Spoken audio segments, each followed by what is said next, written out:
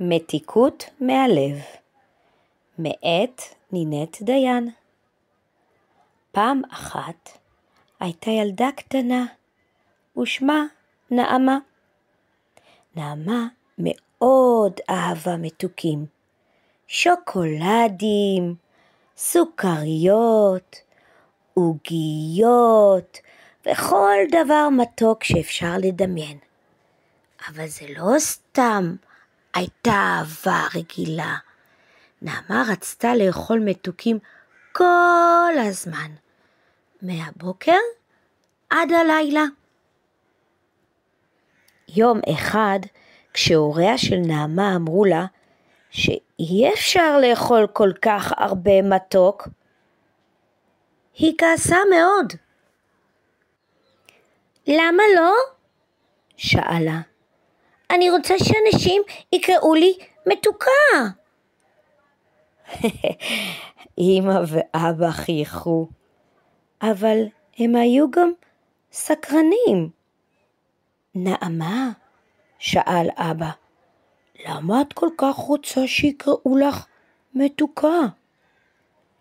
נעמה חשבה לרגע ואז ענתה.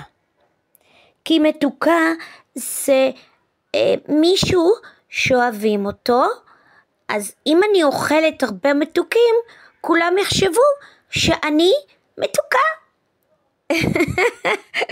אמא חיבקה אותה ואמרה, נעמה מתוקה שלי, מתיקות לא באה ממה שאוכלים, מתיקות אמיתית באה מהלב, מהדברים שאת עושה ואיך שאת מתנהגת.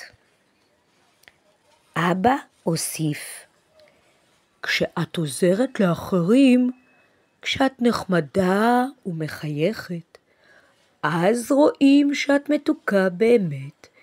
זה לא קשור בכלל למתוקים. נעמה חשבה על זה רגע, ואז חייכה חיוך גדול. אז אם אני אעזור לאמא לערוך את השולחן, ואחבק את יעלי כשהיא עצובה, זה אומר שאני מתוקה? כן, אמרו ההורים יחד. זה בדיוק מה שזה אומר. מאז נעמה התחילה לשים לב למה שהיא עושה, ולא רק למה שהיא אוכלת. וכשהייתה מתוקה באמת, שזה היה כמעט כל הזמן, כולם אמרו לה, נעמה, את הילדה הכי מתוקה בעולם. והיא הרגישה שזו המחמאה הכי טובה שקיבלה אי פעם. הסוף.